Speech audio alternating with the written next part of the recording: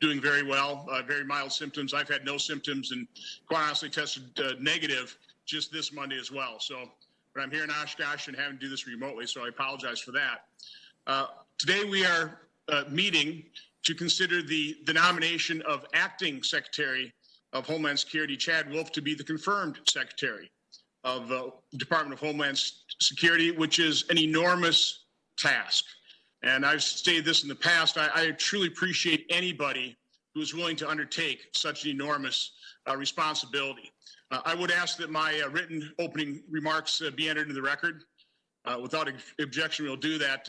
I'll just keep it short because I know we've got time constraints here.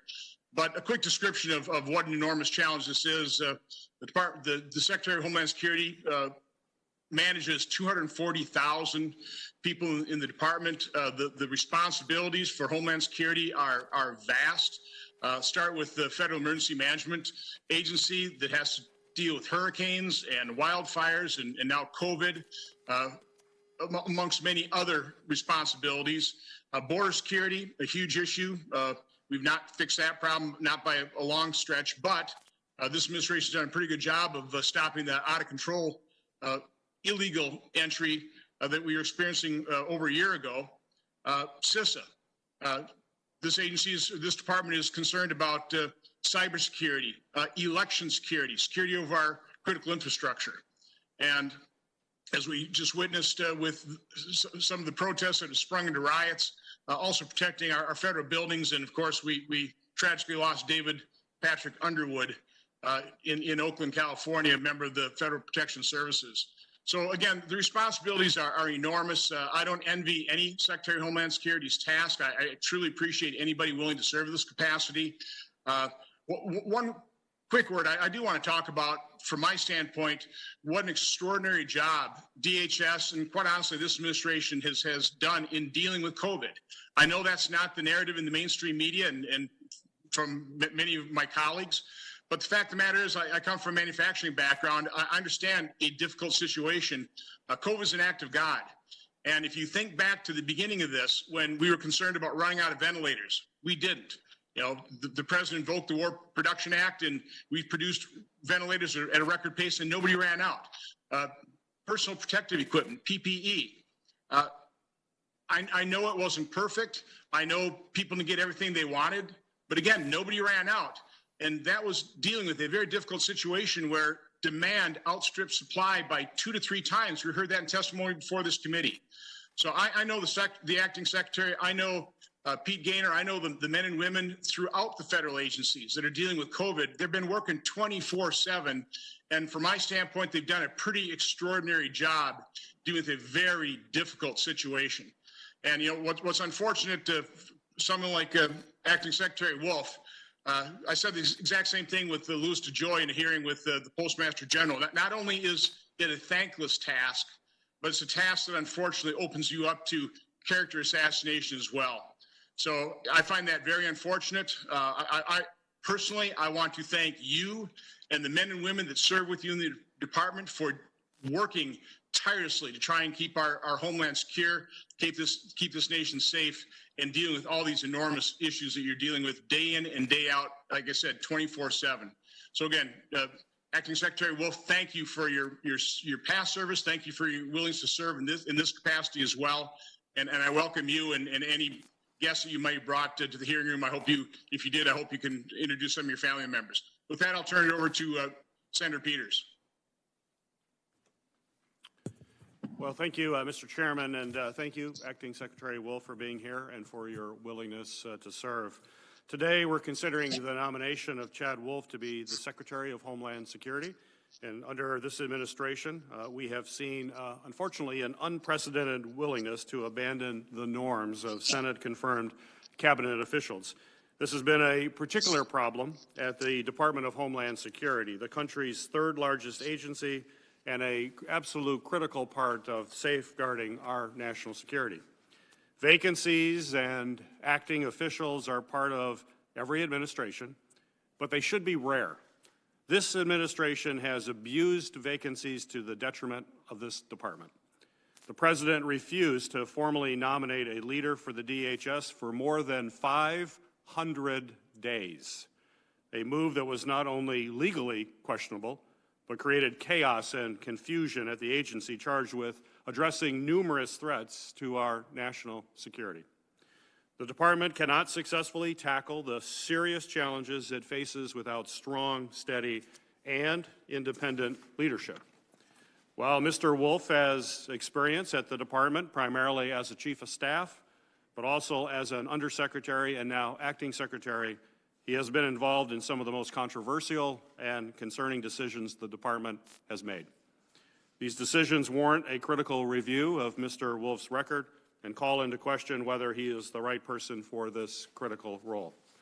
Under Mr. Wolf's leadership, the department has faced daunting challenges: asylum seekers at our southern border, the pandemic, civil unrest, and deadly wildfires and hurricanes. While these challenges would strain even the most prepared staff, I'm concerned by reports of slow decision-making and the sidelining of experts, reports that raise serious questions about the judgment and independence of agency leaders. I'm also concerned by how the department has failed to adequately address the rise of domestic terrorism and white supremacist violence. As you can see, I have a graph here behind me. As you can see from this graph, the data shows that extremism based in white nationalism, anti-Semitism, and other ideologies account for more than 77% of domestic terror murders in the United States. Yet recent reports and statements from former DHS employees have indicated that the White House, in cooperation with Mr. Wolf, have downplayed this threat in public risk assessments.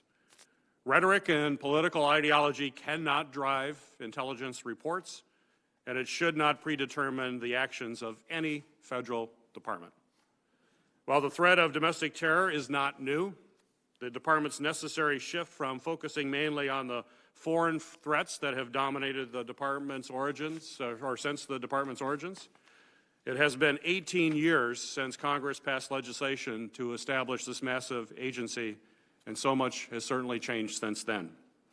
Our country faces persistent threats, both long-standing and new, including foreign and domestic terrorism, election security, natural disasters, cyber attacks, and now a pandemic.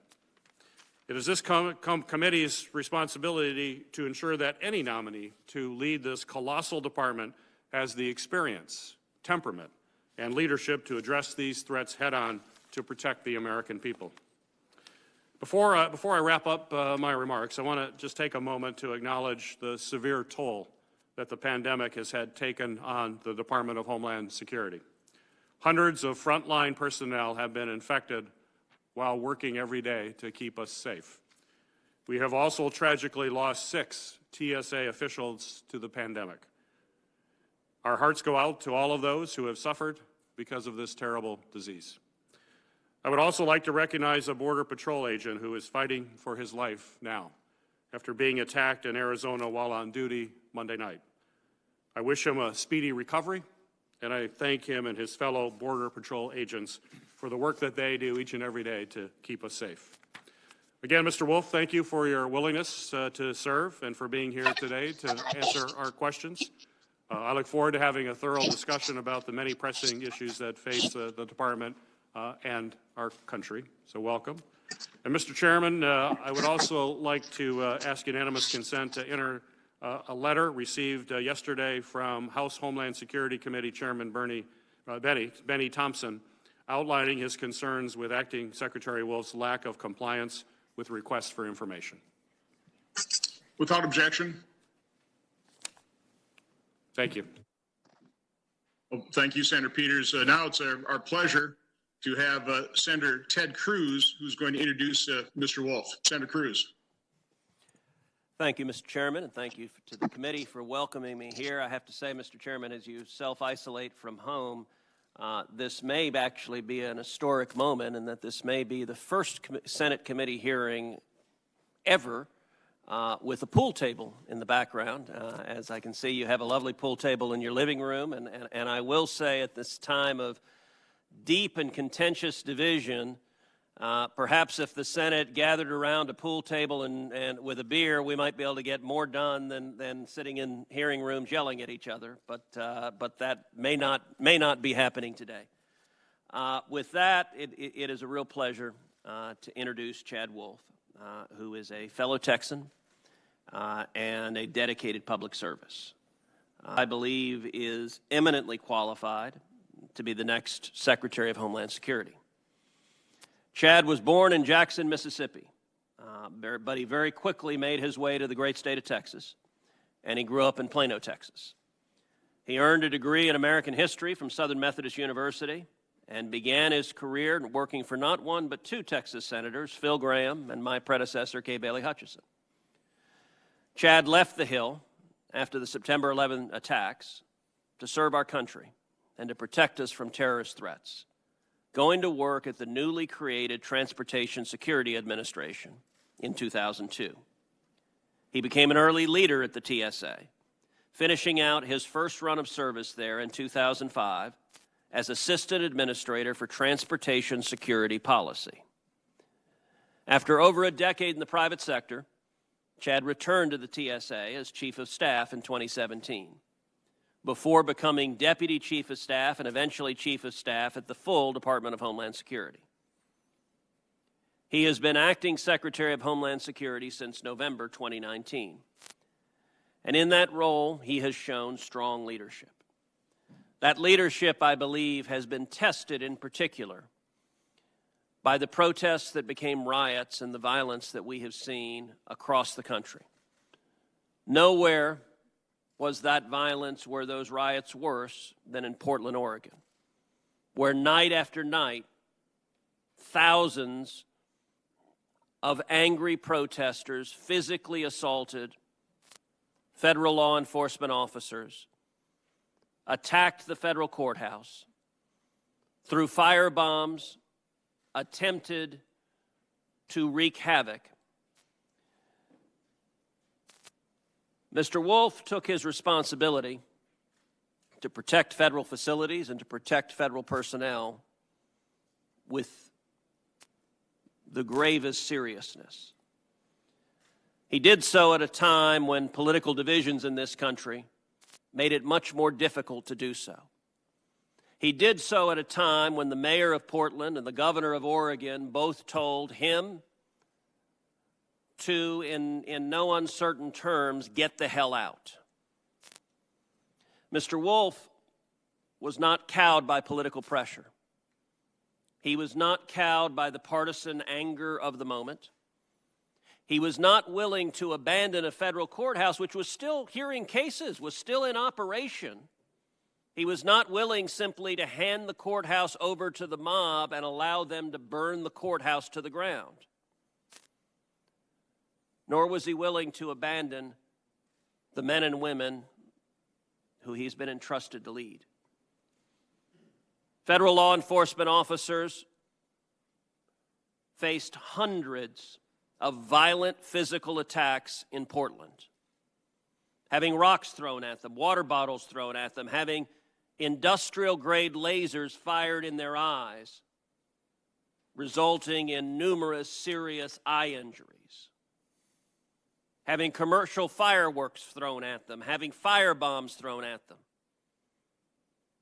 Protesters armed with guns, with knives, night after night after night attacking federal law enforcement officers in a profoundly politicized context. And I'll tell you, I have been impressed by Acting Secretary Wolf's steadfast commitment to do his job, to follow the law, to protect the federal facilities he was charged to protect, and to stand with the men and women, the law enforcement officers who were risking their lives to do their job.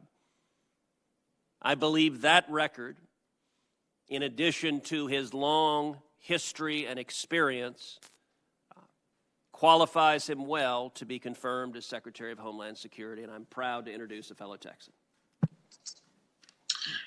Well, thank you, Senator Cruz, for that introduction and your really powerful opening statement.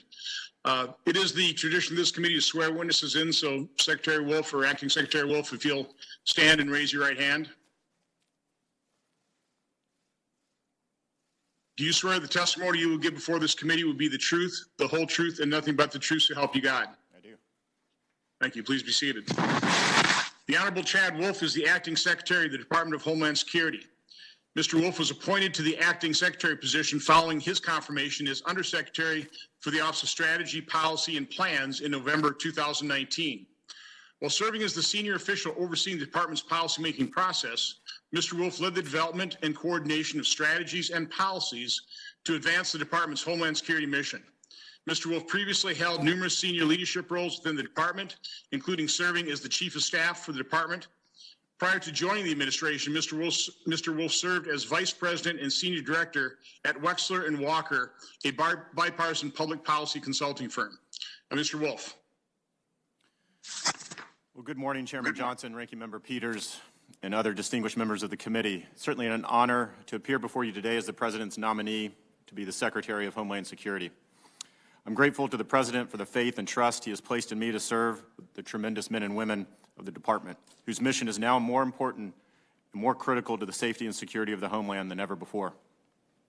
Again, I'd like to thank Senator Cruz for being here today to introduce me and for his kind words, but more importantly for his continued support for the Department and our mission. As each of you personally understands, service to one country means dedication, hard work, and commitment.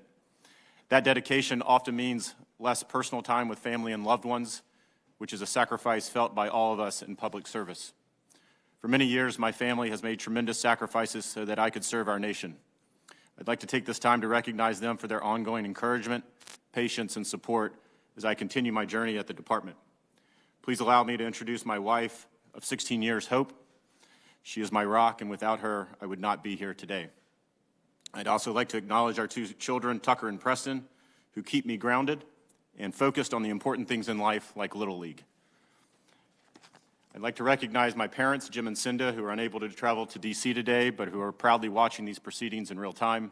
From an early age, they instilled in me a sense of service and commitment, and they have been immensely supportive of my desire to pursue public service throughout my career. I'd also like to thank members of this committee and their staffs for the important work that you do every day. I've had the privilege to meet many of you throughout the past several years, and if confirmed, I look forward to the opportunity of continuing to work closely together to advance the mission of the Department. And finally, I'd like to thank the DHS workforce for what they do every day of keeping the homeland safe and secure.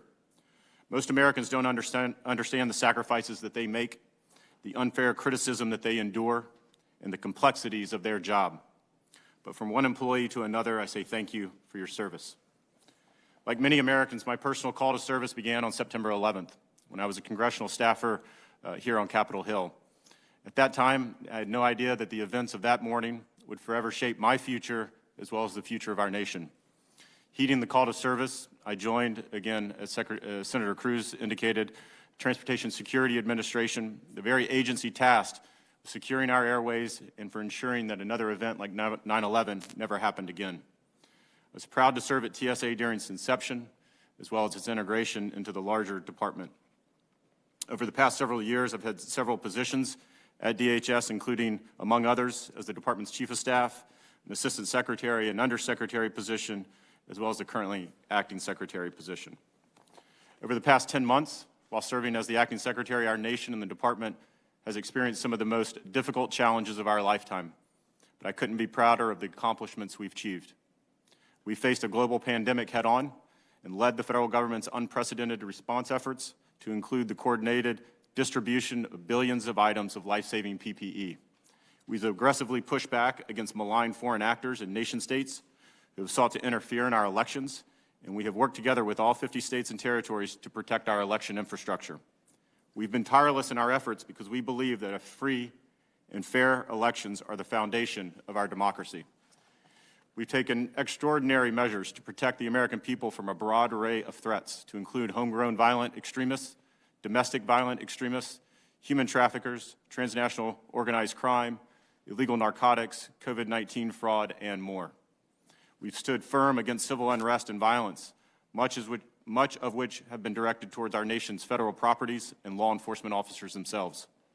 The Department has surged resources as needed, provided mutual aid to state and local partners as appropriate, and has done so with the respect and professionalism I've come to expect from the dedicated men and women of DHS law enforcement. And finally, we are supporting our state and local partners as they continue to combat historic wildfires and prepare and recover from numerous hurricanes. Against each of these challenges, the Department has marshaled our assets, exercised our authorities, and unified our efforts to safeguard the American people and our way of life. But despite the challenges of today, our eyes are remaining firmly on the horizon. As the strategies of our enemies evolve, DHS will adapt at every turn to defeat those who seek to do our nation harm. As the men and women of DHS can attest, our mission is anything but simple or easy. It is one that is increasingly complex and expansive, one that transcends borders, mission sets, and threat streams. Answering the call, often in the most arduous of environments and difficult of circumstances, has been my sole focus since day one. It's been the greatest honor of a life to serve alongside the 240,000 men and women of the Department. And if I am fortunate enough to be confirmed, I look forward to continuing our progress to secure and protect the lives of all Americans. Thank you.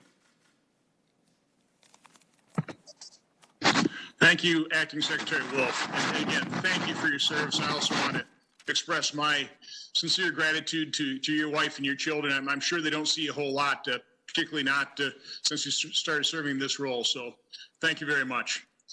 There are 3 questions the committee asks of every nominee for the record. So let me hear them and you can respond to each one.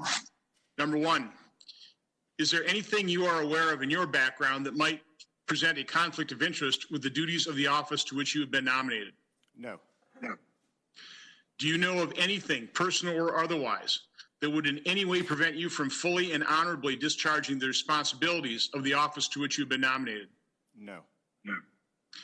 Do you agree without reservation to comply with any request or summons to appear and testify before any duly constituted committee of Congress if you are confirmed?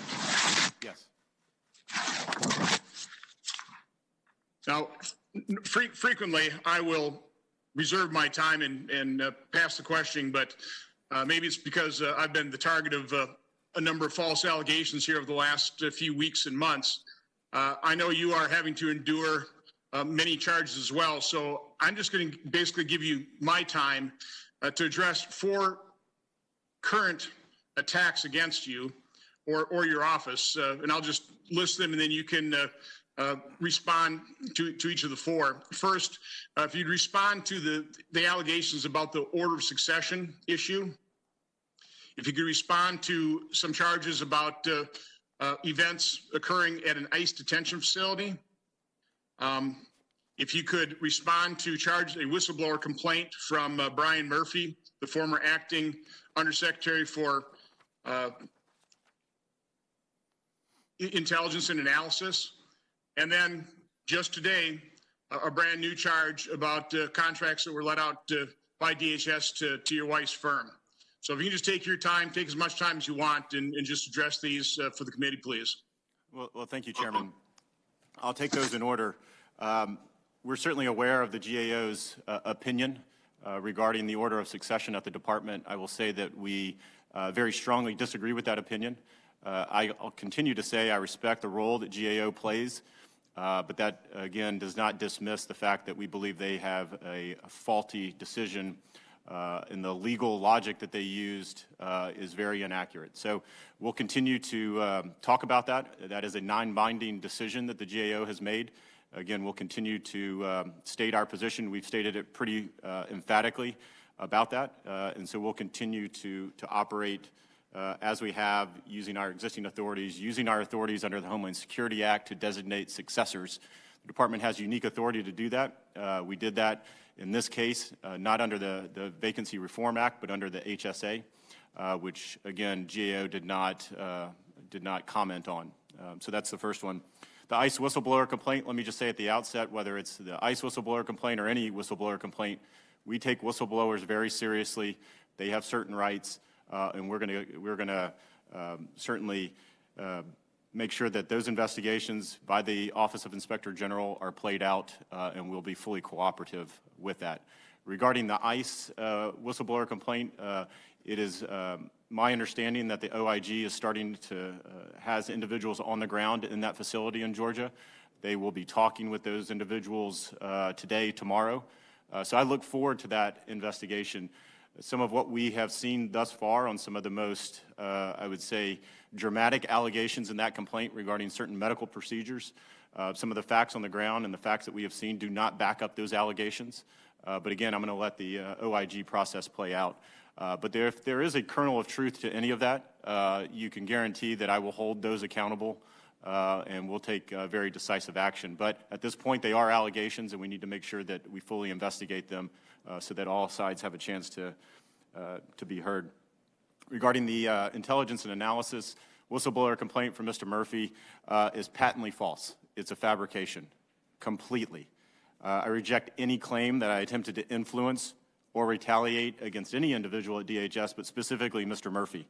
I removed or reassigned Mr. Murphy at the beginning of August for a very specific reason, that I issued a statement on it. I talked about it in the media. It was very clear because I had received credible allegations that he abused his position, he abused his authority, and possibly violated numerous legal requirements when he personally directed the collection of information on U.S. journalists.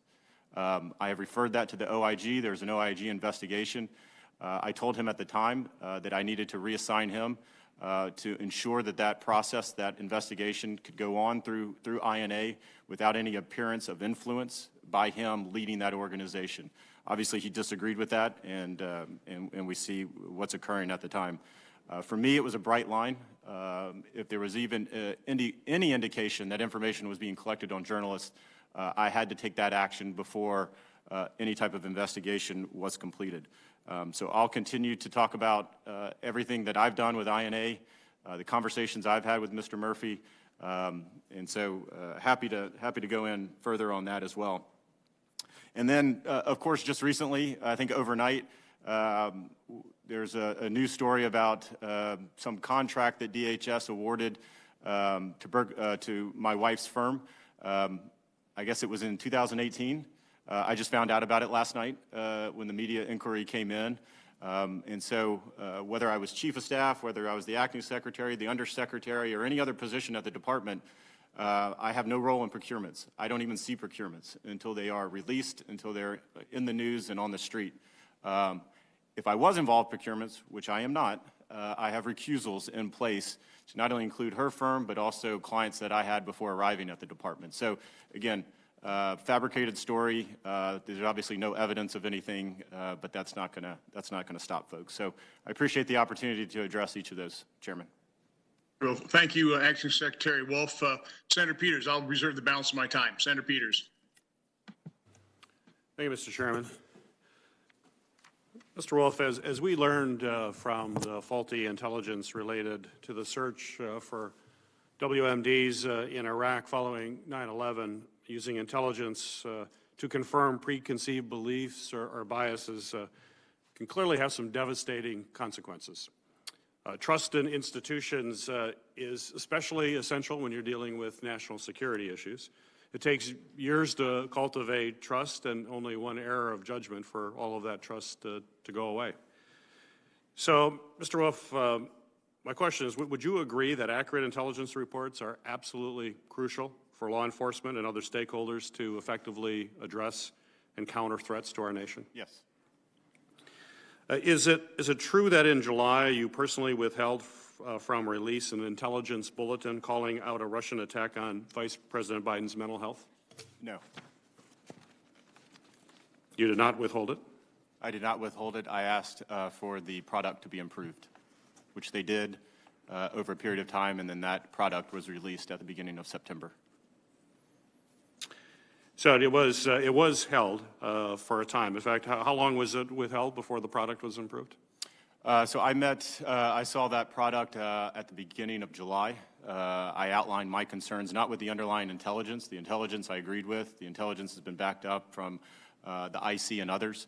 It was the quality of the product itself that was lacking. And again, any product that comes out of the department, I'm very specific on making sure that that is a professional document. When I brought this to the attention of career officials at INA, they agreed with me. They had not seen that product before it was about to go out. They agreed that it could be improved.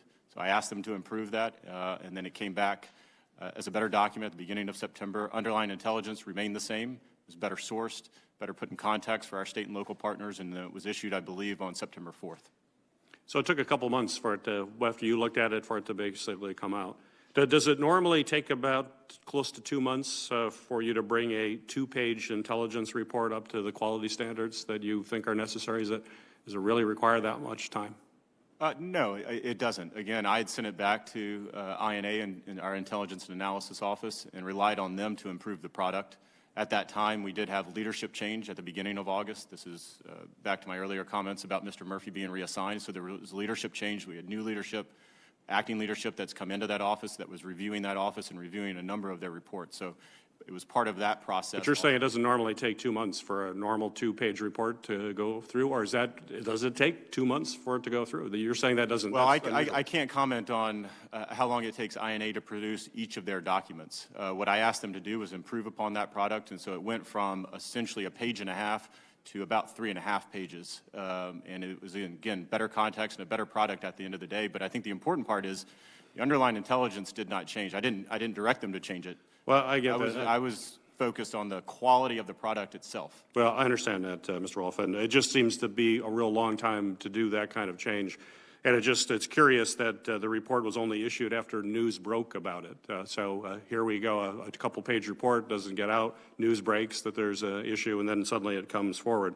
My understanding is that there have been a number of potentially problematic products coming from INA. You and I have spoken about that in the past. Is it possible that your staff chose to elevate this particular report to you? Because there are a lot of reports that come out. Right. Is it possible that your staff elevated this report that you withheld from release for some time because it was about the president's opponent? No. Not possible. How many intelligence reports have you reviewed and put a hold on? I have reviewed, again, they don't come to me for approval. We make sure of that. I want to see those as they are released to our state and local partners, and I've probably reviewed a half a dozen to a dozen of INA's products, again, as they are going out the door to make sure that I understand what they are, make sure they are up to my standards, and then, as we've talked, this one has not. I've asked them to look at a number of those reports, this one specifically, to improve on the product. Again, not the underlying intelligence, but the product itself. But it sounds like a relatively small number come to your attention. Would you commit to sharing those held reports, including pre-release drafts that you reviewed with the committee? Pre-release drafts of? Of the other reports that you said you've reviewed? I can go back and see which ones that they have sent up. So you will provide those to the committee that we can take a look at? Sure. I appreciate it. To your knowledge, has Mr. Cuccinelli ever directed or encouraged staff at the department to withhold, issue, or alter intelligence reports to align with the White House's messaging and rhetoric? No. Mr. Wolf, I sent you a letter last week asking that you and any staff named in Mr. Murphy's whistleblower complaint, as well as other staff with knowledge or involvement in the activities cited in the report, meet with the committee staff for a transcribed interview. As of today, you have not responded to that request. Can I get your commitment that you and your staff will make yourselves available for interviews as part of the investigation into these allegations of political interference within DHS intelligence reporting? Well, Ranking Member, what I want to say is that we are currently doing that for various committees at the moment. So we have I appreciate that, House Intelligence. We are beginning transcribed interviews. Senate Intelligence Committee has also expressed an interest, although they have not asked for transcribed interviews. So we're going through a process. I believe 3 individuals have been transcribed, transcribed interviews in the House thus far. We received your letter last Friday, so I think we're on the 3rd or 4th business day. We will respond to that. And I look forward, again, to working with the committee as a whole to make sure that you have the information that you need to do your oversight responsibilities. Well, and as you said, I appreciate your working with other committees. This committee has primary oversight, particularly when it comes to your fitness to serve as Secretary of Homeland Security. This is very relevant information, and I would expect that you would be willing to do that. And I have today your commitment that they will be made available to us. Again, I'll happy to work with the committee as a whole to make sure that you have all the information to do your oversight responsibilities. I also want to indicate that there also is an Office of Inspector General investigation into this as well, so we need to make sure that we're also providing information to them at the same time. So we've got multiple levels of review in this whistleblower complaint. So I'm running out of time here, but an important issue you and I have spoken about a lot, and wanted to spend a little time getting some direct answers from you relating to work towards dealing with white supremacist violence and activities. I showed the chart that was here earlier.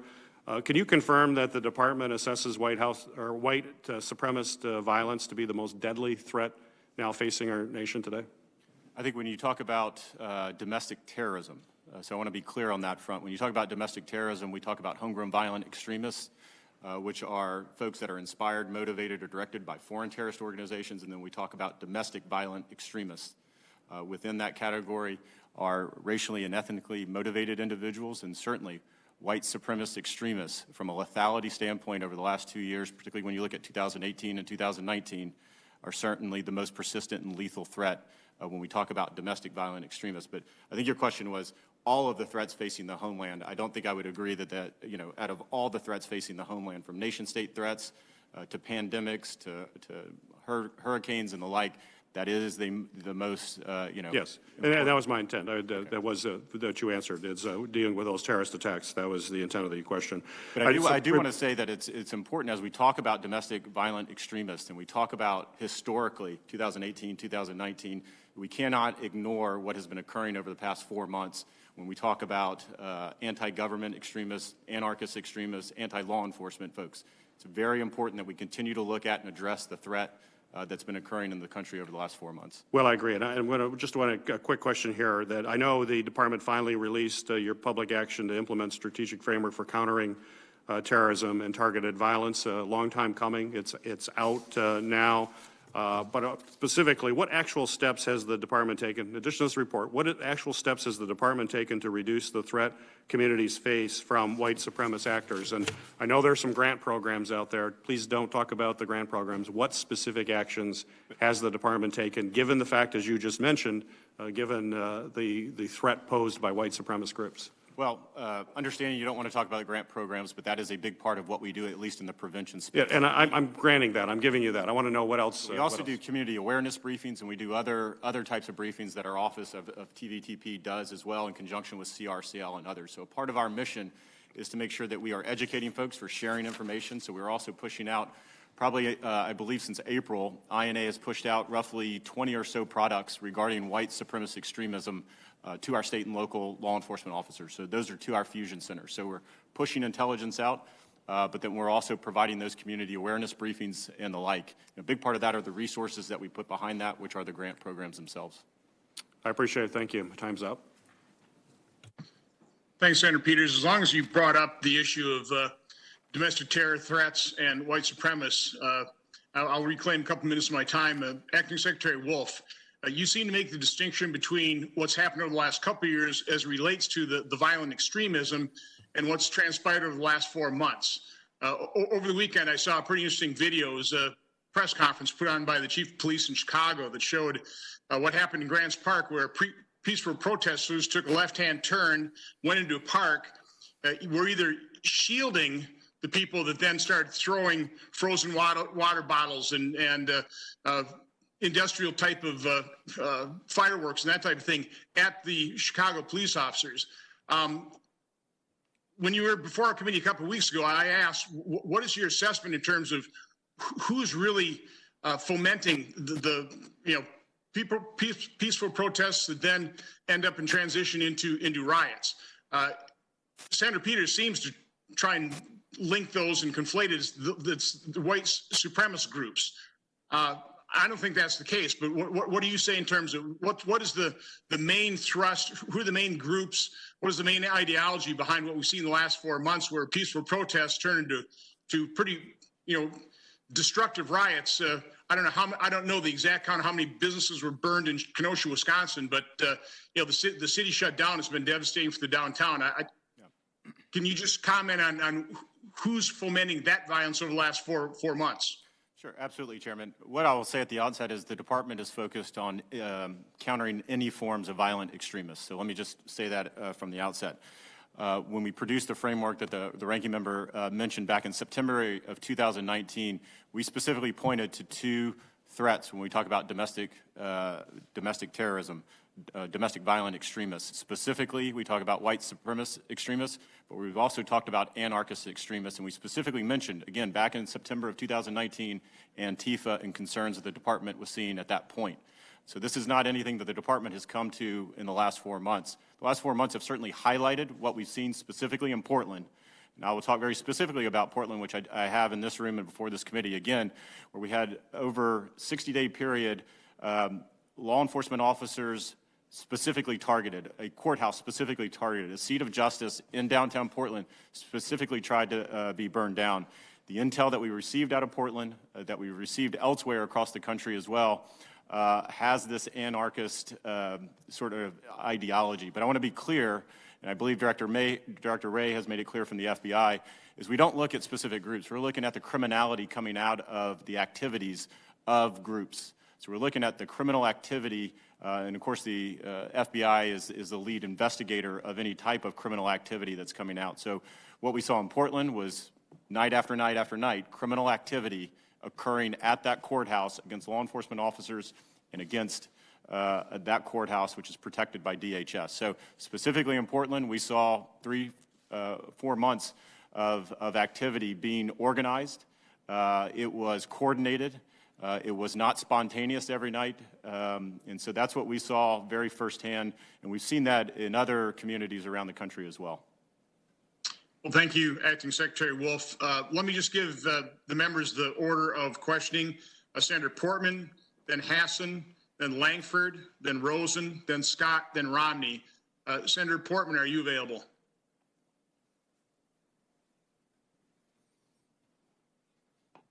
I am, Mr. Chairman. Thank you very much for holding the hearing. Secretary Wolf, as you and I talked about in our conversation recently, I appreciate your service.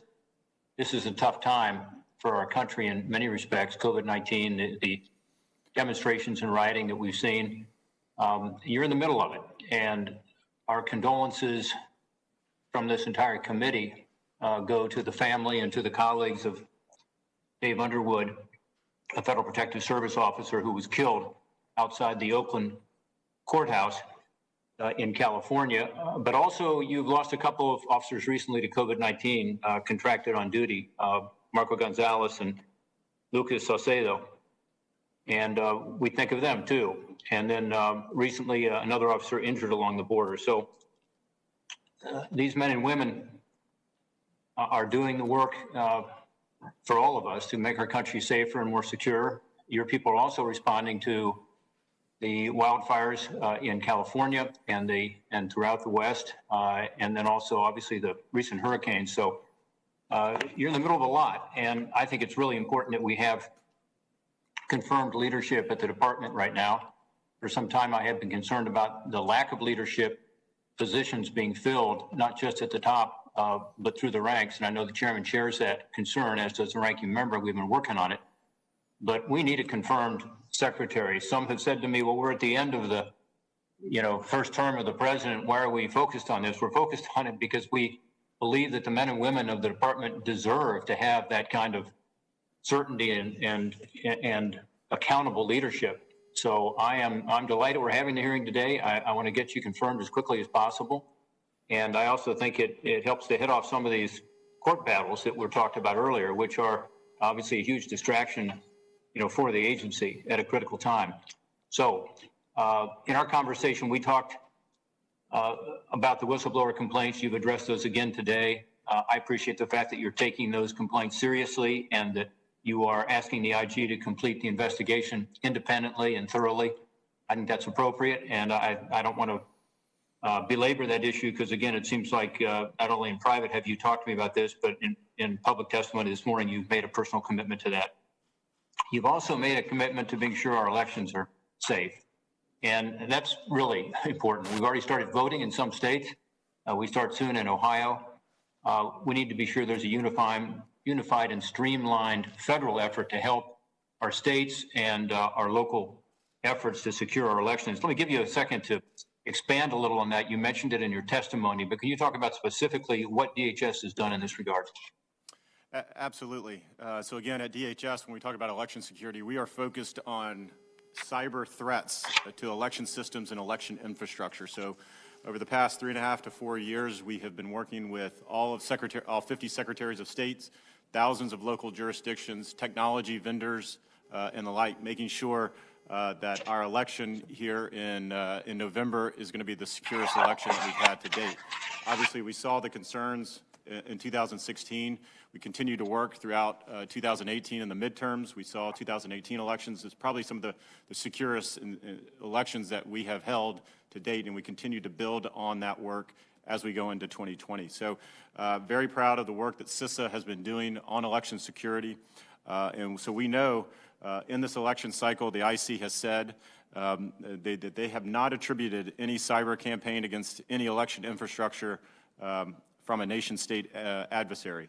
And I think that speaks to the type of work that we have done over the past 3.5 to 4 years, because at this time, going all the way back to 2016, there were indicators and warnings that they were targeting our election infrastructure. We don't see that today as I sit here today, and I think that's because all of the work that not only CISA has done, but the entire interagency has done, as well as the work the administration has done, is calling out individuals that we have identified that are trying to Secretary Wolf, can you address briefly the recent report that came out, I think it was from Microsoft, about various countries trying to interfere in the election? They mentioned, as I recall, Russia, China, Iran. Right. Can you address that? Absolutely. So when we talk about nation-state threats to our election systems, we talk about three specifically. We talk about Russia, we talk about China, and we talk about Iran. And they all come about this differently, but all three are a threat. So I have been very consistent about that. The intelligence assessment put out by the DNI in early August was very consistent about that. And again, the Microsoft report, Senator, that you mentioned also talks about all three of those nation states being a threat. So I know that there continues to be a lot of focus on Russia, as there should be, but you cannot do that at the exclusion of making sure that we continue to address the threats that are from both China and Iran. Again, so what the Microsoft report says is not inconsistent with what you're saying in terms of infrastructure not being under attack? That's correct. So they're not focused, or we don't have any specific intelligence that they are focusing on election infrastructure. That's not to say they can't or they won't. But as I sit here today, they're not focused on election infrastructure. They are looking at those influence campaigns that we see them. Let me change subjects if I could, and I'm going to ask you about something we did not talk about in our private conversation, and that has to do with your disaster relief fund. Since the $600 federal supplement on unemployment insurance ended, many people have not been able to have access, therefore, to unemployment insurance who lost a job through no fault of their own. The president and his administration stepped in, you stepped in and provided help at $300 federal supplement on top of the state supplement per month. That has been a 6-week program. It actually just ended last week. But you took the funding out of the disaster relief fund to be able to do that. I personally believe that that $300 extension is a good idea. I think it should be done till the end of the year. I think that's about the right amount. There is no magic number, but that's not disruptive to the labor market as the $600 was. However, my understanding is that the disaster relief fund has now reached its cap. In other words, you set a number that was based on some analysis that left enough money in the disaster relief fund to respond to true natural disasters. So two things have happened. One is we've had a lot more natural disasters, even in the last couple of months. Certainly the hurricanes and the wildfires are at the top of that list. So more demand for the assets in the fund. And second is, we've, as I understand it, depleted the entire amount that was set aside for the unemployment insurance. I have a legislative proposal, in fact, going to offer it as an amendment to the CR, and we'll see what happens, but to try to replenish that fund. Unfortunately, it's not fully replenished in the CR. Can you talk about that for a moment? Again, it's not something I've raised before with you, and I don't expect you to have all the details. But my understanding is the fund has $24.7 billion left in it, and that's not enough to handle the natural disaster challenges we face, plus being able to try to extend this $300 federal supplement program. Can you talk about that? Yes, Senator. So as of today, FEMA has obligated around $49.5 billion in DRF funding to support COVID-19 relief efforts, and that includes about $39.6 billion in support of lost wages, Senator, which you certainly articulated. Obviously, the DRF is also used to respond to disasters. So Hurricanes Laura and Marco, about $581 million. Hurricane Sally's $2.4 million thus far, and we'll see again how that continues to roll out. Our balance in the DRF is a little north of $25 billion, so there is still funding inside our disaster relief fund to continue to address, as you know, hurricane season goes all the way through November, as well as to address the wildfires out in the west. So we do have funding as of today in the DRF to continue to support, that FEMA has to continue to support efforts around the country. My time has expired. Just one quick answer. Do we have enough or not? We do have enough as we sit here today. Now, if we have additional hurricanes, depending on the size and category of those hurricanes, as well as the wildfires, we may have to have continued discussions with Congress and OMB about additional funding for the DRF. Thank you, Chairman. Thank you, Senator Portman. Senator Hassan. Well, thank you, Mr. Chairman, and Ranking Member Peters for this confirmation hearing. Thank you, Mr. Wolf, for being here, for your testimony, for your willingness to serve, and for the conversation we had last week. And I'll join my colleagues in offering condolences to your entire workforce for the loss of the officers you have all suffered and to their families. Mr. Wolf, ISIS and affiliated forces are gaining strength worldwide, launching more than 100 attacks in Iraq last month, seizing more land in Afghanistan, and increasing threats on the African continent. This potential resurgence of ISIS in the Middle East, Africa, and Afghanistan is alarming, and we obviously can't ignore it. What steps has DHS taken to strengthen its counterterrorism capabilities in the event that ISIS continues to grow in these regions and pursues external operations against the U.S.? So our counterterrorism portfolio and is sort of the core capability of what the department has done over its tenure. So we have a layered approach when we talk about counterterrorism policies and procedures that we put in place, from keeping individuals out of the country to identifying individuals as they come into the country, and then to make sure that we are removing individuals as we see fit. So we do that with a number of policies. We do that in close coordination with our foreign partners. We do that through travel restrictions that we have put in place over the years, but making sure our screening and vetting programs are really at the heart of our counterterrorism programs. And I would say that our screening and vetting programs at the department are probably some of the best in the world. And so we share that. We share those partnerships with our allies across the world, making sure they have programs like VWP, which is our visa waiver program, our ATSG, our SRTP. These are all biometric programs that we share with them so that we're able to share information, so that we're able to share that real-time, again, information so we know who is transiting certain countries, making sure so if we see individuals that are returning from the battlefield, perhaps back to the U.S. or back to Europe or other places of the world, that we're able to identify them and we're able to work together.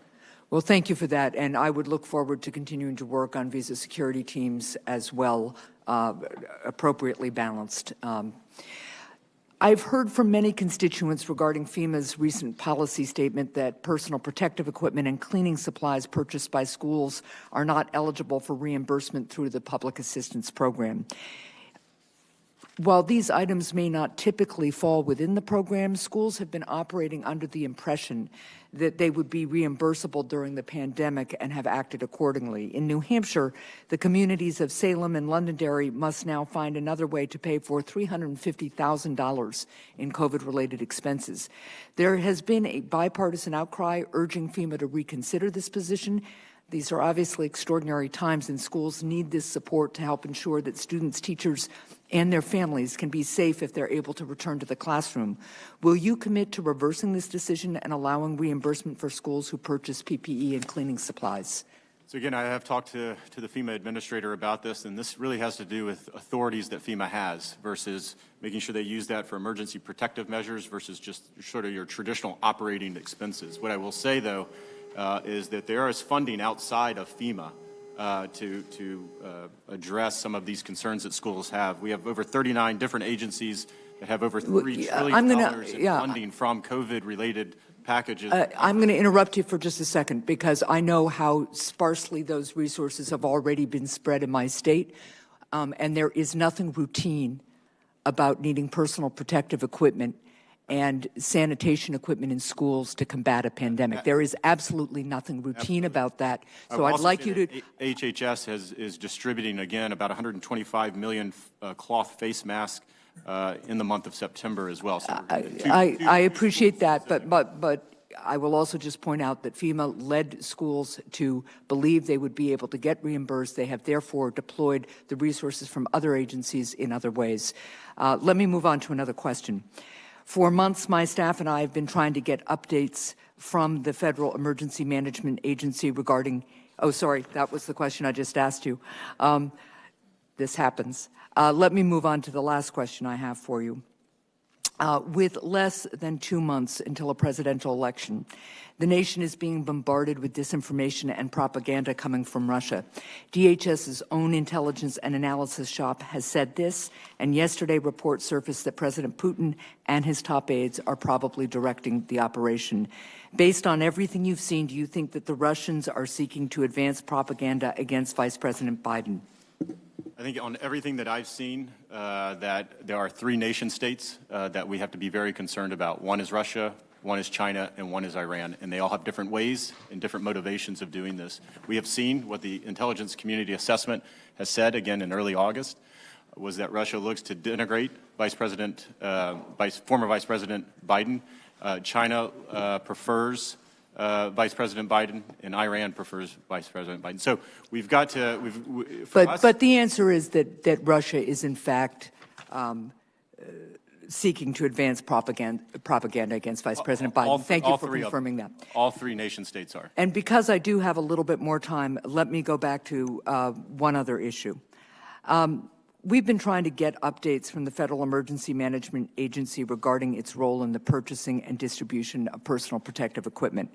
I understand that many of the tasks handled by your department this spring have now transitioned back to HHS and the Department of Defense. But how precisely is the work being shared and what agency is handling it remains pretty opaque. So can you tell the committee in a straightforward way what FEMA's current role is in the pandemic response?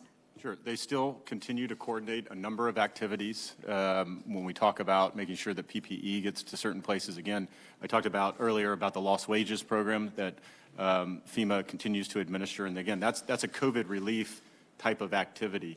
So they continue to coordinate the vast majority of activities. I will say, as you indicated, certain activities have transitioned back to HHS as they are medical in nature. As we continue to fight this. Happy to get you more information, happy to have FEMA come up and brief you on exactly what they're doing. This isn't a secret. It's very clear and we've been very upfront about what their role is. Well, and I appreciate that, but it has been very difficult, for instance, to get precise information about projections, for instance, on the amount of PPE needed. And what tends to happen is people say, well, HHS is dealing this or FEMA is dealing with that. And I think it's really imperative that we be able to exercise oversight and get precision from y'all. I agree 100%. I have to say, as from March all the way probably to present day, FEMA has been overwhelmed with the number of letters that they have received, and they're processing them as quickly as possible. So we're being as responsive as humanly possible. As you can imagine, they got a deluge of letters from members of Congress. Right, and the letters, and I know I'm over time, Mr. Chair, so I'll just close with this. The letters from Congress obviously should be responded to, but if you have a structure in place and clear communication, clear lines of responsibility, and constant communication with us, some of those letters might not be necessary. Yeah. Thank you, Mr. Chair. Thanks, Senator Hassan. Senator Langford. Mr. Chairman, thank you. Acting Secretary Wolf, it's good to see you again. Thanks for being back in this room once again. The last time we were here, we were talking about what was happening in Portland and federal law enforcement that was under assault there by the individuals that were rioters that were attacking the federal courthouse and attacking federal law enforcement. At that time, you had said there were about 277, if I remember the number correctly, federal law enforcement that had been injured in those attacks. Can you give us an update on those, on our federal personnel Sure. and the injuries that have been sustained and how they're doing? So we've had to date about 349 separate injuries to DHS law enforcement officers there in Portland. Many of those have recovered. So the bones have healed, the broken bones have healed, stitches have come out and the like. We have about 125 DHS personnel that have eye injuries of one manner or another from those lasers that were pointed in. We don't believe any of them will be permanent. There will be some damage and some of those are still undergoing evaluation to see what's the extent of that damage. What occurred in Portland in June and July, we're still dealing with that today from a law enforcement officer perspective. Again, we not only talk about physical injuries, but again, we talk about the doxing of personal information that is out there on the internet of these law enforcement officers, and they're having to deal with that with their families. So some of the attention may not be on Portland today, but I can guarantee you, Senator, that our efforts at the department are still continuing to support those law enforcement officers. Well, would you tell them thank you from us? Yes, sir. They were asked to do something by our nation to be able to protect federal facilities, and they stepped up and did it at the cost of their own blood at times, and their families have paid an incredible price for them to step up and do what's right to be able to protect our country. So please do pass on our thank you to those folks as well. Let me head down south. I've seen some of the numbers and the statistics that during the time of the pandemic, the cartels have altered their methods for trying to be able to move illicit drugs into the United States.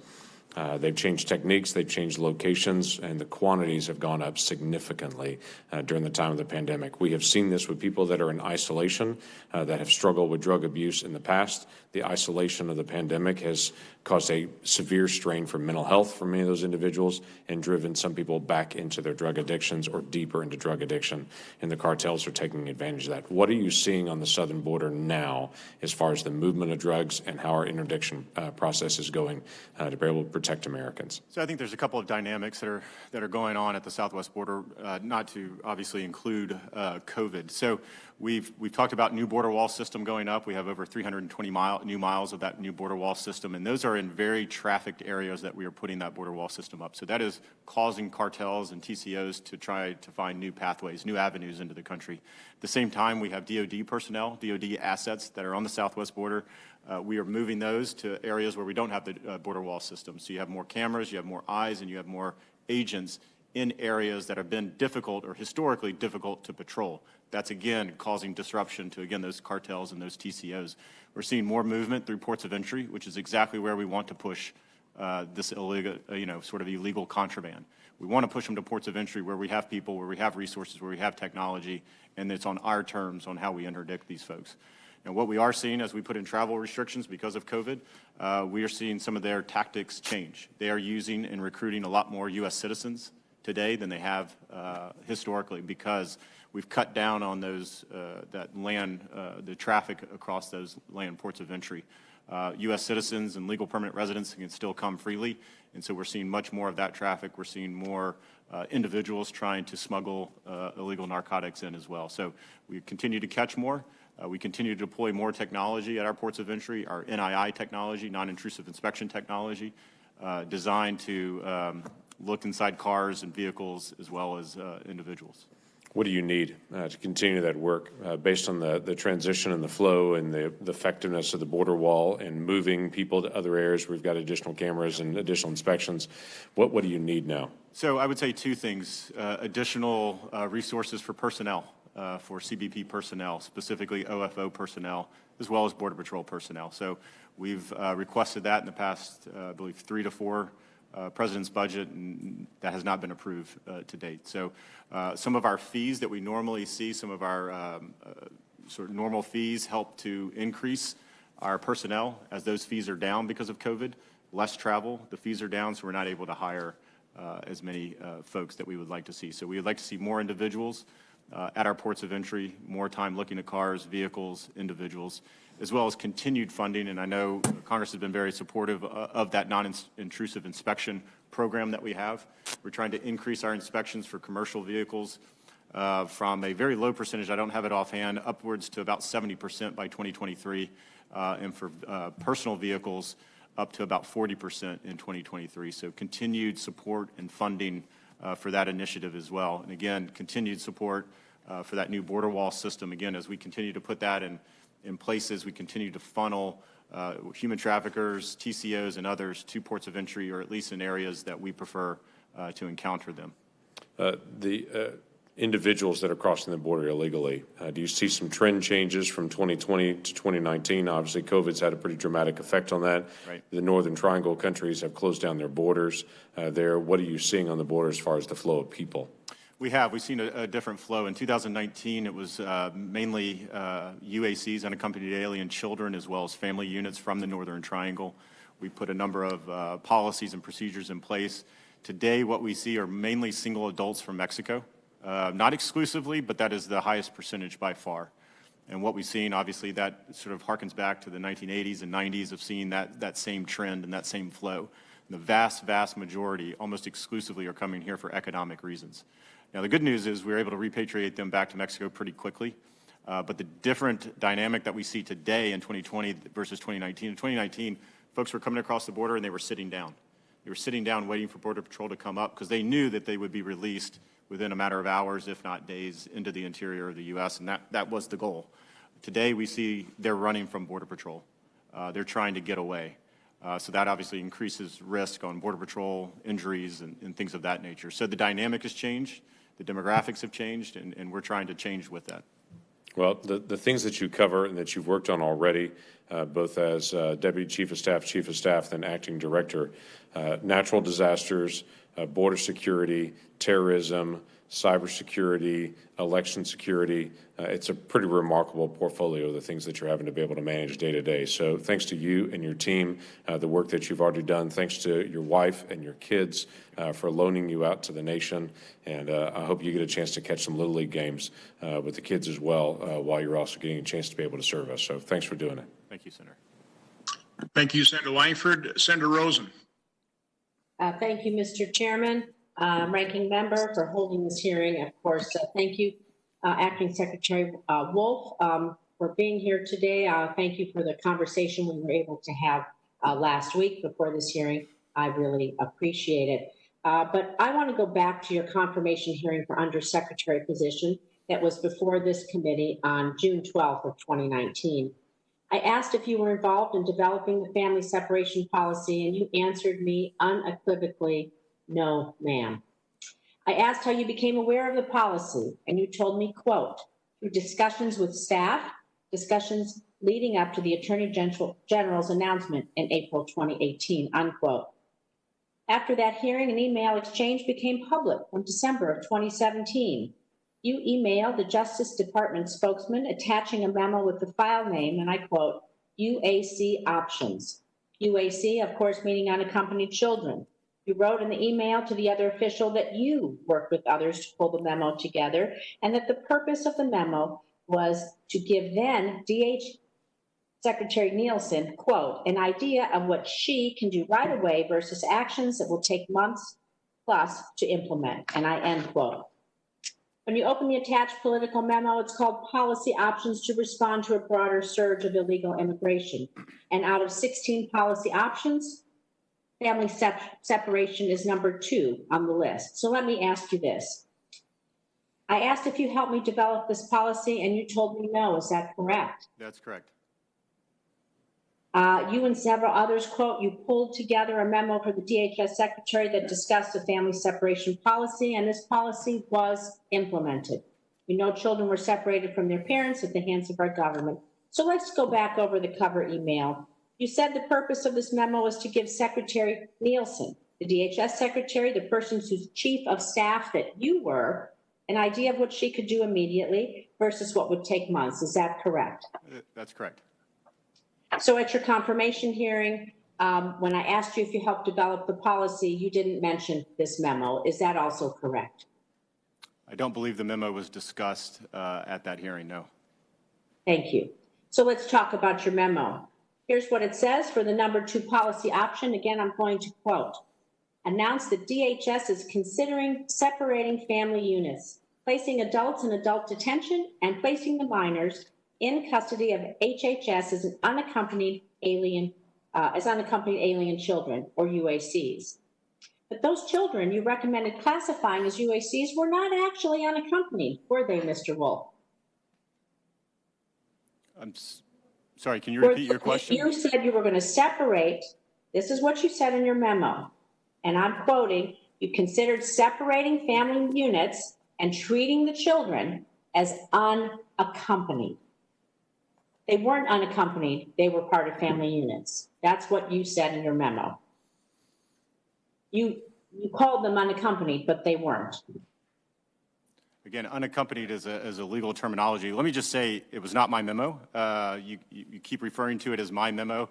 As I said last year, that the Secretary Nielsen relied on not only her operators, but also her policy, her immigration attorneys to develop policy options. You're part of course, the they did team, and that. as her chief of staff, you have direct relationship and responsibility. You I were had part direct- of the series of memos that went on deciding had to a res- separate children and treat them as unaccompanied. I had a responsibility to make sure that the Secretary was fully staffed. Anytime we talk about immigration within the department, I appreciate it may sound simple, but it is anything but simple in making sure that we pull USCIS, ICE, CBP, General Counsel, Policy Office, and any number of other I individuals understand, but I inside the have a department chief of together. staff. Anyone who has a chief of staff understands That was it's a not my, complex that was not my job. portfolio, it was not my issue set at that time.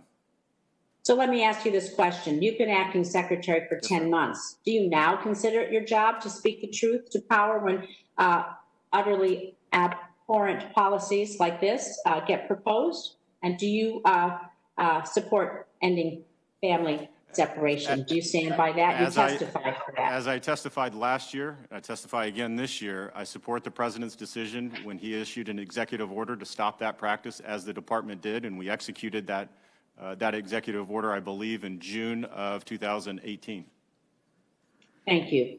I'd like to talk about the ending of TPS quickly. Yes. Nevada is home to more than 4,000 TPS holders and their families. 1,700 of those are essential critical infrastructure workers, meaning they provide services that Americans depend on to operate during this COVID-19 pandemic.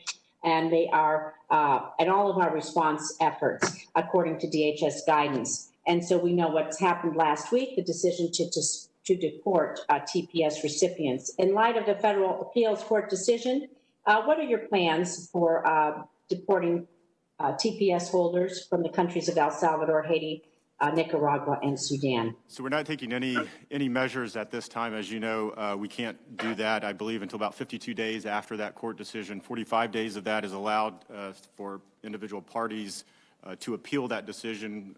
We certainly expect that decision to be appealed.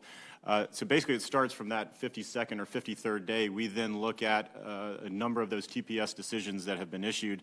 But you're probably looking at the earliest 180 days out before any individuals are any TPS orders are enforced. So it's still very much in the courts, unfortunately. We'll continue to play it out in the courts, even though we did have a Ninth Circuit decision last week.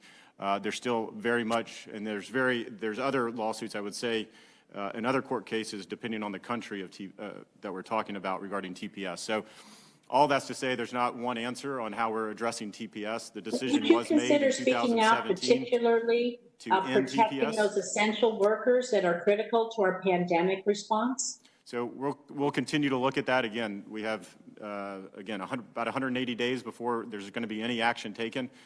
But these are temporary programs. TPS is a temporary program. We litigated. We talked about this in 2017. Policy decisions were made by former secretaries at that time regarding TPS. If this is a population that the United States Congress feels very passionate about, very much like DACA, very much like some of these other temporary populations, then I would encourage Congress to find a lasting solution for these individuals. I would love for us to do that too. And in the meantime, we are very short of those essential workers in many of our communities across this country. And during a pandemic, I would just urge special consideration of those families who are putting their own lives on the line to save others, as we this week hit over 200,000 families whose lives are forever altered by the death of someone that they love. Thank you, Mr. Chairman. Thank you, Senator Rosen. Senator Scott. Thank you, Chairman Johnson. Secretary Wolf, thank you for being here. You know, talking about TPS, twice in the last year, I took a bill to the floor. All Republican senators supported it, which would completely revamp the TPS program, which, after it expired, would come back to Congress, and Congress would actually make the decision of what should happen with regard to TPS, and it would immediately have granted TPS to Venezuelans, which is very important, especially in my state. And unfortunately, the Democrats blocked it both times. So it's interesting that, you know, there's this interest in doing something about TPS, but the Democrats don't want to fix it. So first of all, I just want to thank you for what you're doing. I was just down in Pensacola FEMA was down there with the hurricane that just hit. and the individual that runs the Southeast for FEMA, Gracia Check, does a great job. And I just want to thank FEMA for their efforts. And I know they're not doing just in Florida, but they're doing it around the country as we've had different disasters. And the people that work at FEMA do a great job. Well, I appreciate that. That is, obviously, when we talk about FEMA, we talk about the COVID response a lot, but outside of that, their normal every day-to-day work, responding to wildfires in California and Oregon, Hurricane Laura in southeast Louisiana, they're still there, still on site, and obviously in Pensacola and elsewhere, and we are into the Greek alphabet on named storms, so it's a very active season, and I appreciate the support. Yeah. So I've been up here, this will be, I think, my 21st month, along with Senator Hawley. And I just want to tell you my experience with Homeland Security and the people that work for you. They're very responsive. Your legislative affairs team is very responsive. Yeah. You get an answer, and it's not always exactly what you want. But I can tell you what, everybody I've talked to, they're trying to be very responsive.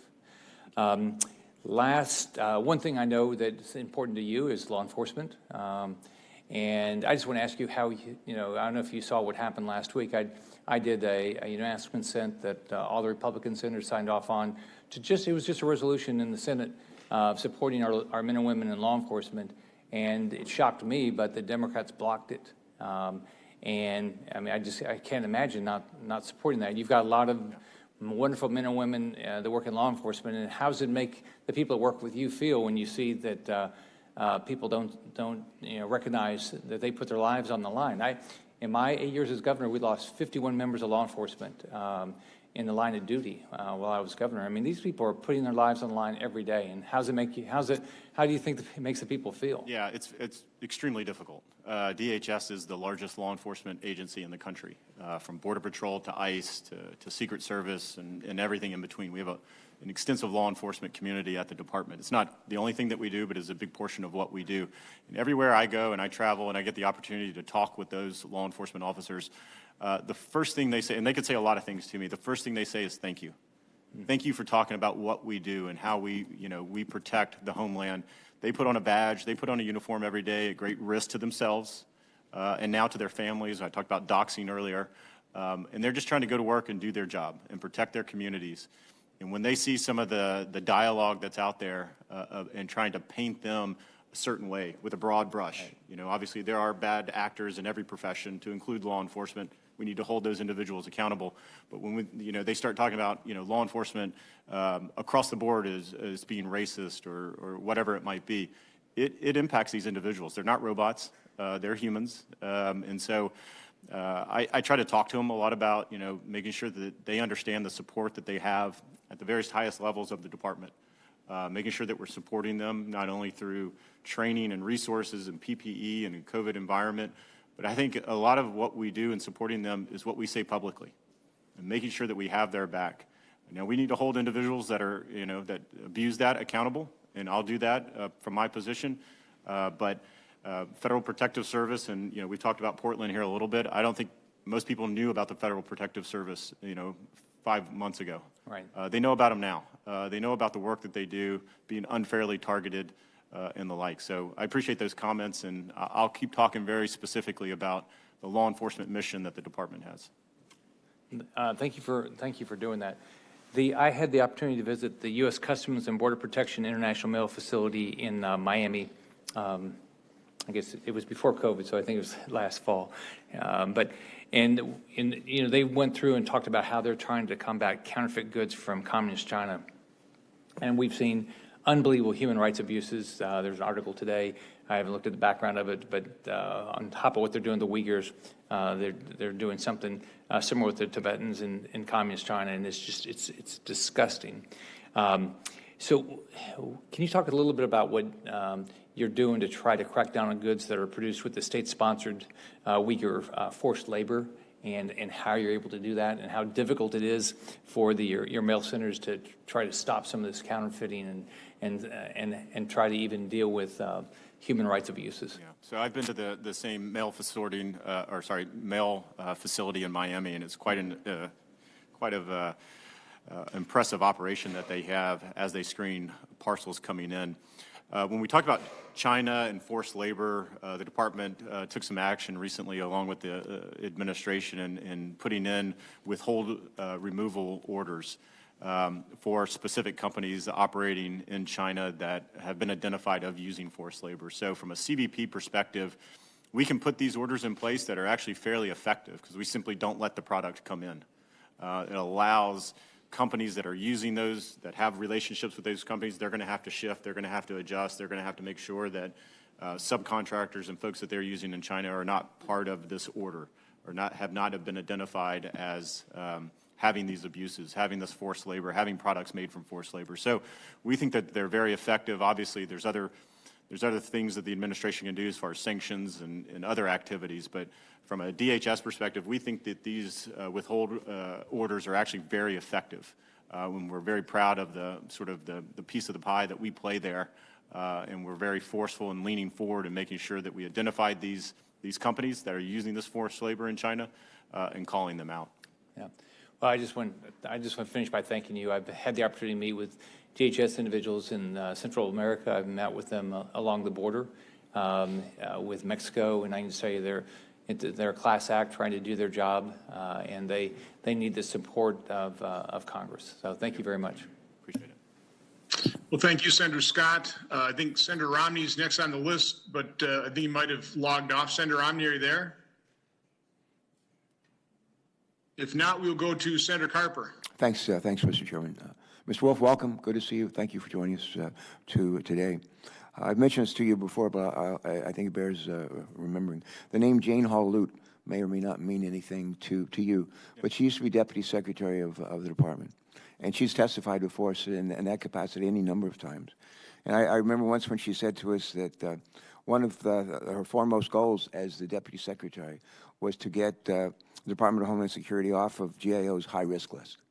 And she would go meet with Gene Dodaro, the Controller General, on a monthly basis and say this question like, how can we get off your high-risk list? And they lay out the steps that the Department of Homeland Security needed to take. And ultimately... that are involved every day with criminal organizations, illicit crime, firearms, anything that comes across the border and has a nexus inside the U.S., they get involved in. And so they are the primary response as we work with Operation Legend in various cities throughout the country, to include in Missouri. So we're happy to do that. ICHSI is happy to lend their expertise and specifically focus on some of that violent crime activity that's occurring in those areas. And obviously, Senator, you know, the idea of Operation Legend is surge resources in there so that you can close cases quicker. You can get them to, the investigative stage quicker. You can get them, through that investigative and prosecutorial stage. So you want to speed up the time frame because, as you know, being the Attorney General, it takes time to get through all this. And so you want to flood the zone with resources to address the issue, and we're happy to be a part of that. Well, thank you for what you're doing. And as someone who served as the Attorney General of my state's former chief law enforcement official, I can tell you that having additional resources, I mean, we always welcomed prosecutorial help, investigative help. So I know that Missouri law enforcement officials are very grateful. They've told me that. They've said that on the record. I'm very grateful for what you're doing, and thank you for your partnership with DOJ and your help to our local officials, who oftentimes are very strapped for resources. I mean, that's just the fact of the matter in all times, but especially in these times. So thank you for that federal help. I want to shift topics and talk for a second about human trafficking. Earlier this year, the department announced a new strategy to end human trafficking and recognize that issue as a priority for the Homeland Security Department. I applaud this new focus. I've introduced legislation in this Congress to authorize a comprehensive study to determine how widespread human trafficking is now in this country. We haven't had a comprehensive study of this sort in over a decade. I think it's time we found out. Can you just give us an update on implementation of the department's strategy on human trafficking and what progress has been made? Sure, absolutely. So this is an area I don't know that the department has really talked about it in length. Obviously, we have a blue campaign, and again, ICE, HSI does a lot of work in this human trafficking area, but it's not an area the department has traditionally talked about. I think we're trying to change that. We've tried to change that specifically over the past year, but even if you go back 2 to 3 years, we have a strategy, as you talked about at the beginning of this year. In October, we will be opening a human trafficking center at the department. So again, We're trying to signal that this is a threat. This is a sort of a threat line that we continue to focus on at the department, making sure that we are applying all of the resources throughout the department into one center to attack this issue head on. So I can get back to you on the specific updates from the strategy itself, but let me just leave you with the fact that we take this seriously. We are devoting extensive resources to it. This is not just a one-off issue that we like to tack on at the end of a sentence. This is an issue that we care deeply about, and we're putting a lot of time and effort into it. Well, I certainly appreciate your focus on it, and I think that the department did so much last year to raise awareness about the levels of human trafficking we were seeing on the southern border and cartels' involvement in human trafficking and the horrific details about the use of children, the selling, the renting of children, and how trafficking rings were doing this on the southern border. That awareness, I mean, getting those facts out there and then coming up with a strategy to combat that, I think is so key, and the department, I think, is stepping up to that. I encourage you to continue to make that a focus. I appreciate that. And we continued that along the southwest border with our fraudulent family unit program, which is making sure that as individuals come across that border and they do claim to be a family, that we hold those individuals accountable. And we're doing that a couple of different ways, rapid DNA and elsewhere, and we continue to find a high amount of fraud. Yeah. And so whether these are individuals and children that are being trafficked or being smuggled or the like, we are finding a high percentage of fraud there. Human trafficking has got to be the worst of human rights abuses. It truly is modern-day slavery. It's a travesty to have it in any form in this country. And I applaud you and encourage you to continue the efforts to use the full weight of the department to root it out and to bring those criminals who are perpetrating it, whether inside this country or outside, by pushing it into the country, to bring them to justice. Let me talk to you about another form of human rights abuses going on in China. Senator Scott mentioned this, and I just want to follow up. I was delighted to see the CBP take action last week by issuing 5 new withhold release orders on various consumer products made by companies in the Xinjiang region, and one Chinese facility that's widely considered to be a concentration camp. I think we need to do even more. I've introduced legislation that would require all major multinational corporations to certify that the whole of their supply chains are slave-free. Can you just give us a sense, to your knowledge, is CBP currently weighing any more comprehensive bans, limits on the importation of goods from the region of Xinjiang rather than just bans on specific producers? The answer is yes to both of those. So continue to look at not only sort of a regional approach, but also additional producers. CBP also took similar actions, I believe, with a company out of Malaysia several months ago as well. So again, China is obviously a big focus, but we're also looking across the globe, making sure that we hold folks that are participating in forced labor accountable. So I believe so far this fiscal year, CBP has issued 12 WROs, including 8, again, from China itself. So we'll continue to lean in on that. Very good. I salute your work on that and hope that we'll be able to push forward and to do our best to root out this sort of forced labor and certainly to end any American complicity in it. Thank you, Mr. Chairman. Thank you, Senator Hawley. Senator Sinema. Thank you, Mr. Chairman. I appreciate Acting Secretary Wolf joining us today. I want to focus my questions today on several issues related to border security and immigration, key issues, of course, in my home state of Arizona. I remain committed to finding bipartisan and common sense solutions to secure Arizona's border and protect public health while also treating migrants fairly and humanely. Strong border security and a fair immigration system should be mutually reinforcing goals, and I'm always ready to work with my colleagues in a bipartisan way to achieve these goals. So my first question for you, Mr. Wolf, is your department has not completed environmental stewardship plans for border barrier projects in Arizona, despite local stakeholders expressing significant concerns about the impact of these projects on water and cultural resources. While my office has received information from DHS that these reports will be available soon, construction began before mitigation plans were complete. I will note that my office received reports of dynamite blasting in Guadalupe Canyon yesterday related to wall construction.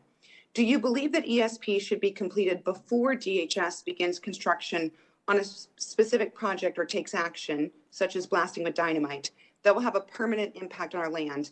And could you explain why or why not? Sure. Thank you, Senator. We continue at the department, mainly through CBP, obviously, in conjunction with the Army Corps of Engineers, who is building our border wall, a new border wall system, to minimize or mitigate any impacts to natural or cultural resources along the southwest border. I will say the President did issue a national emergency to build the new border wall system, so where appropriate, we are waiving regulations to make sure that that work does not slow down, is not delayed, and we continue to build new border wall system. That is not to say, again, that we take our environmental responsibilities very seriously, and CBP continues to solicit information from the public on how to address environmental impacts. Now, as we talked earlier, I believe last week, on the environmental stewardship plans, those are almost to completion. Those should be issued in October, and we're happy to share those with you, those specifically regarding the 137 miles in the Tucson sector.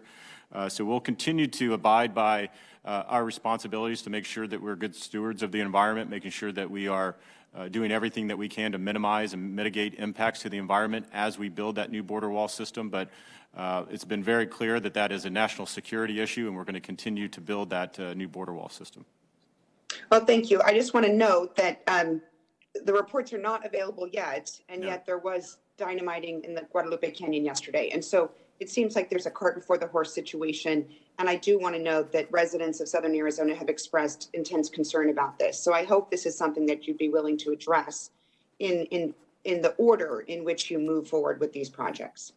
My second question is a common theme that I've raised in many of our conversation is the insufficient communication between DHS, stakeholders in Arizona, and my office on a variety of issues. And this includes the border barrier construction concerns we just discussed, but it also includes a wide array of other topics like the use of hotels to detain migrant children, conditions in ICE detention facilities, consultation with Arizona's tribal leaders, crossing restrictions at our ports of entry, and the use of Title 42 authority at the border. So my office has asked you and your office to provide the guidance that your department uses to keep detainees safe and ensure that trafficking victims are not returned to danger in Mexico. I've also asked you to take some common sense steps, such as having proper back and forth consultation with Arizona tribes on issues such as wall construction. Can you tell me what the specific steps that you've taken to improve communication between DHS and our state, local, and tribal partners in Arizona?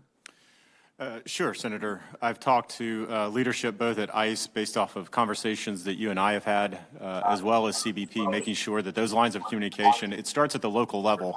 Obviously, there's only so much I can do from D.C., but I need to make sure that ICE area directors, CBP port directors there in Arizona are making sure that they are communicating with their individual stakeholders. So I've gone to Arizona numerous times over the past 10 months. And every time I go, I start off with a roundtable of DHS leadership, making sure that they understand what my priorities are. And the top priority, usually in all of those roundtables, is about communication. So making sure that they are communicating to their stakeholders why we're putting in border restrictions at ports of entry and why we're doing what we do. We addressed the issue, I believe, we had with the mayor of Phoenix, trying to understand more about the use of hotels for UACs. Again, that's a practice that DHS has been utilizing for a number of years, over a decade, but again, was able to get the ICE director on the phone with the mayor, and I think that issue has been resolved as well. So we'll continue to make sure that we're communicating. I tried to meet with a number of tribes in Arizona. It was unfortunately right at the beginning of the outbreak of COVID, and I believe the reservation was closed at that time. So continuing to be willing to meet with any and all individuals, but it also starts there at the local level within the state of Arizona. Thank you, and I appreciate that. I know the mayor is eager to have constant communication and an open line of communication with folks representing DHS in the Metro Phoenix community. My last question, currently DHS provides a migrant who's going through PACR or HRP with a 48-hour consultation window prior to their interview with a USCIS asylum officer. But migrants in CBP custody have inconsistent and limited ability to receive calls back from legal representatives or nonprofit organizations. Can you talk about how you plan to address this issue so that migrants in these programs can receive the phone calls from counsel? Absolutely, Senator. So PACER and HARP are the two programs I believe you're referencing. Those are expedited removal programs. Obviously that's authority granted to us by Congress to make sure that we do those removal proceedings in an expedited manner. We make sure that they have access to counsel, that they have all of their due process rights through that expedited process. But it is an expedited process, and we try to get that down to a certain number of days. So we continue to make sure, again, that they have, again, access to counsel or any other legal services that they may need to represent themselves or their clients. Again, but I think it's important to keep in mind that Pacer and HARP are part of the expedited removal process the department goes through every day. So it's different than other removal proceedings where perhaps that will drag on for weeks and months, and there's multiple opportunities. The expedited removal process is, again, defined by Congress, and we're trying to do that in a very expedited manner. But we continue to allow them access to counsel and any other, again, legal services that they need.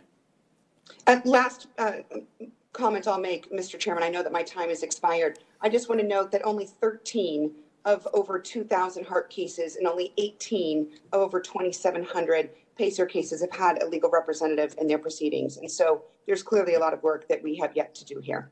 Thank you, Mr. Chairman. I yield back. Thank you. Thanks, Senator Sinema. Again, Acting Secretary Wolf, I want to thank you for your service and sacrifice. I want to personally, again, thank your wife and your kids. They don't get to see you as much as I'm sure they'd like to. So again, appreciate that. And please convey not only my personal appreciation, but I think the committee's appreciation to all the men and women who serve with you, working day in and out, 24/7, trying to keep our homeland safe. So God bless all of you. We really appreciate it. The nominee has made financial disclosures and provided responses to biographical and pre-hearing questions submitted by this committee. Without objection, this information will be made a part of the hearing record, with the exception of the financial data, which are on file and available for public inspection in the committee offices. The hearing record will remain open until 5 p.m. tomorrow, September 24th, for the submission and statements and questions for the record. And like many of our committee members mentioned, it is important that we have a confirmed secretary for the Department of Homeland Security. So, Acting Secretary Wolf, I'll do everything I can to move this nomination along as expeditiously as possible. So, again, thank you. This hearing is adjourned. Thank you.